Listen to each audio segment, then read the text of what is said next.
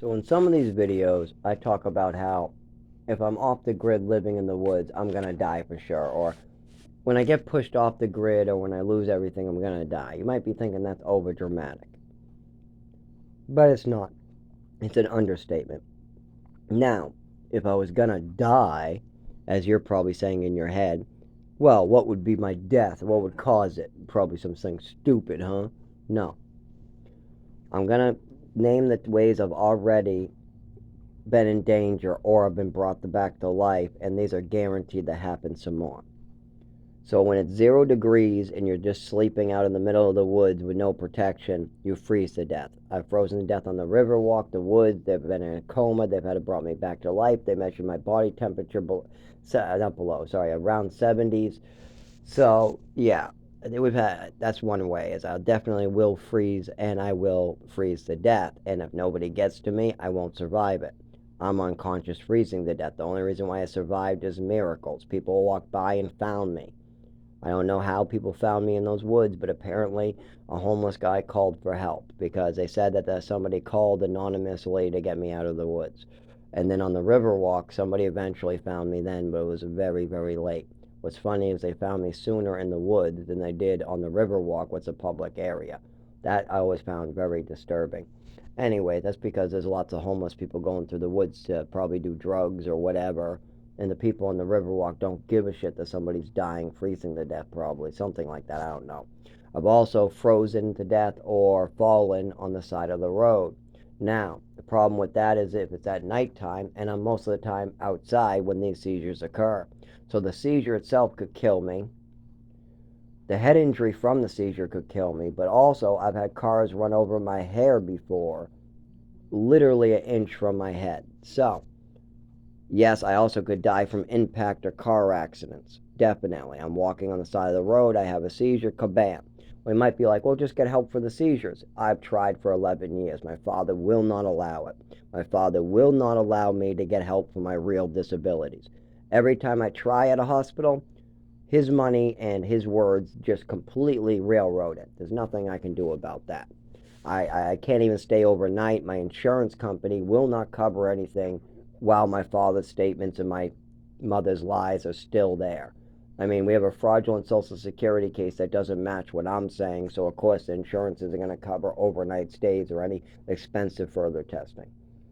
They'll only give me drugs if I ask. They'll give me benzos, Ritalin, opiates, whatever pills I want. They're willing to do that. They're willing to test me for drugs, and they're willing to treat me for mental illnesses. That's it. And that, Rob, why will they give me those? Because my mother and father have already established those for Social Security, and my father keeps on lying and saying those are my issues. Oh, he's telling fantasies. He's making up stories. He's mentally ill.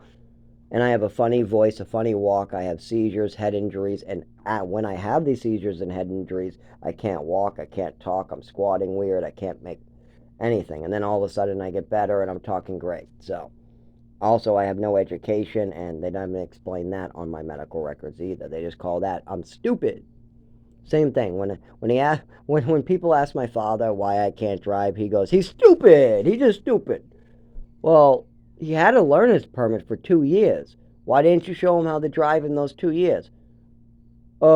He's stupid. Well, that he passed. He got his learner's permit. What it expired and he had to go get another one. What's the problem here? Why does that mean he's stupid? I don't understand.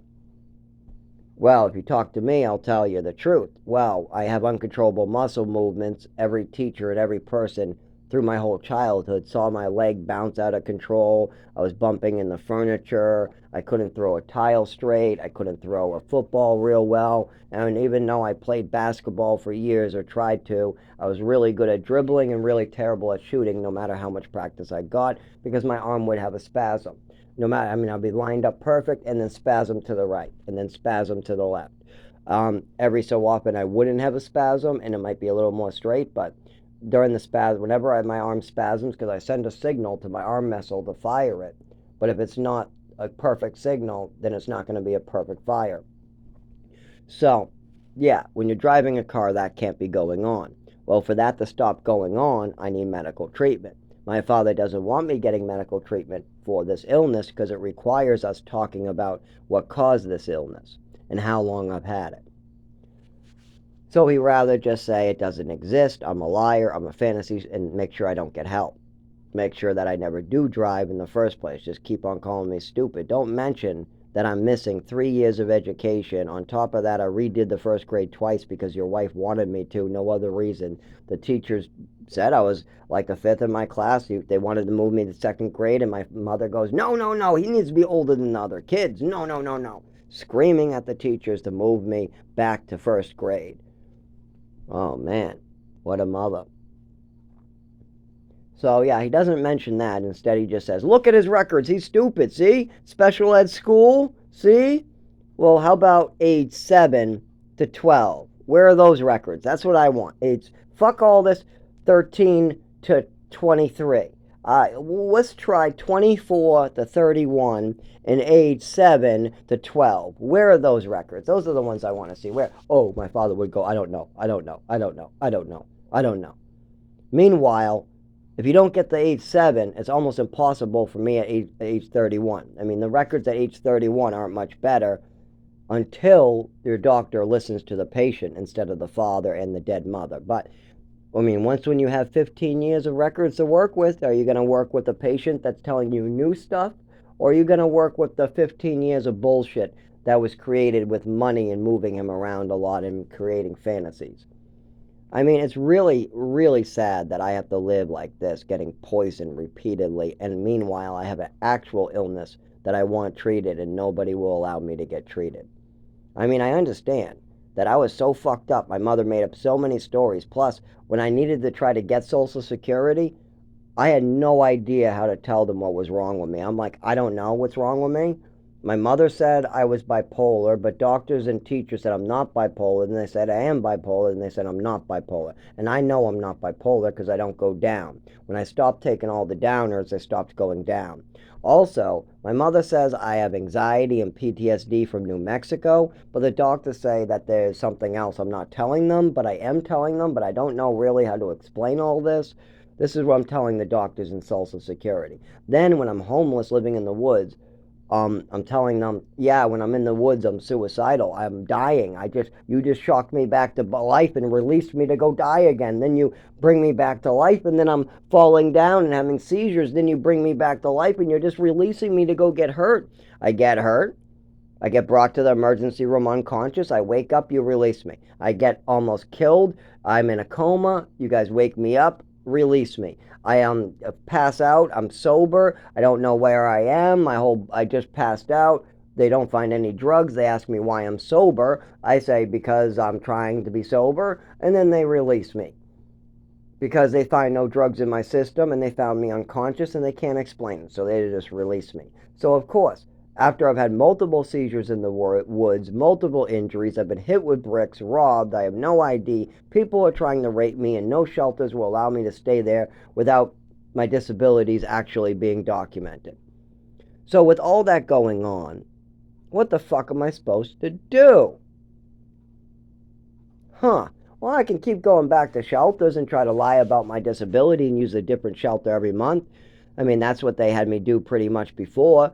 I would just go to shelter to shelter to shelter and then try to make sure that my disabilities, if I do get in the way, or if they do throw me out for not taking a shower because I fell in the shower at one of my shelters and then they won't let me come back, so I got to be careful with that one. Unless they got warm water and a warm room, I can't risk having a seizure naked and then I'm wondering what the hell's going on, and I'm waking up in nothing but a gurney, and I'm having to walk through downtown in a gurney, those gurney pants and a gurney shirt, all the way back to get my clothing, but then they tell me they got rid of my clothing because I didn't come back to pick it up in time. I can't deal with that type of shit anymore because of my father's and mother's choices. Everybody else walks into the hospital and gets regular medical care for their disabilities. Everybody who has disabilities like mine are on Social Security but me. Nobody else has to live in somebody else's fantasy world but me. Nobody else is on the level of animal, getting treated like an animal, having to live like an animal because their mother and father made choices.